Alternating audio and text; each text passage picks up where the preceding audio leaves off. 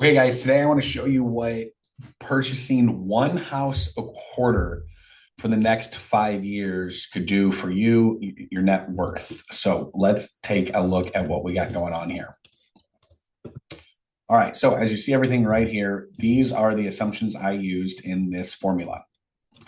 So we purchased these properties for $120,000. So I'm using this one from a house I currently own today. We used the BRRRR method. We have a loan on it for 8%, 25 years. Closing cost is about 3,500. The repair cost is about 30,000 that we had to put in there. And the value after repairs is about 200,000. Property tax on this house is 2660. It goes up by 3% every year. My insurance is about 1,137, goes up by 3% every year. Maintenance on the house is about $100 a month when it averages out, and it goes up. The monthly rent on this property right now is $1,547, and again, it goes up by 3% every year.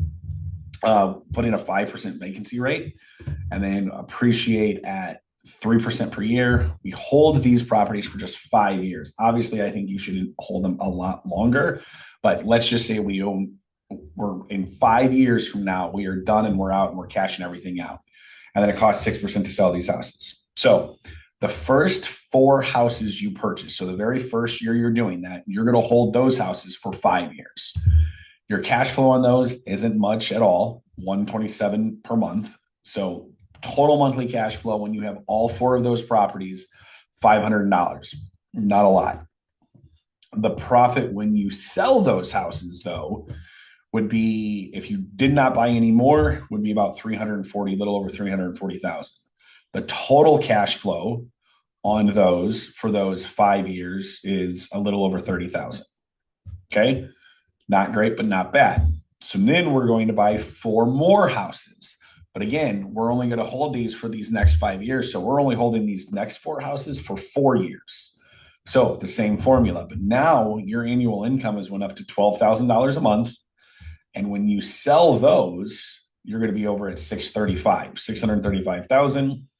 So your total cash flow now for those for 8 houses in those 5 years is going to be almost 55,000. Now the next four, you're only holding these for 3 years. So you add up the annual income. Now we're making some real money there. Now you got $18,000 a month in cash flow, or not a month, but a year. And when you sell these just to cash out, you're at almost $887,000, right?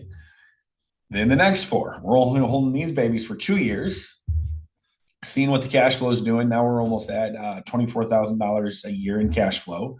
But when you sell these, they're at $1,097,000, right? Profit when those sold.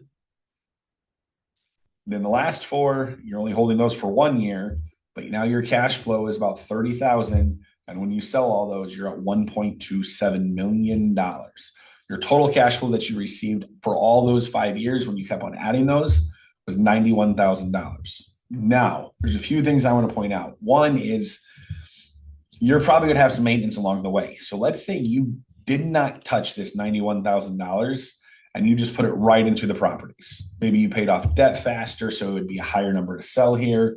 Or maybe you just put that in the bank for when repairs came up. There's obviously a lot of options you could do here.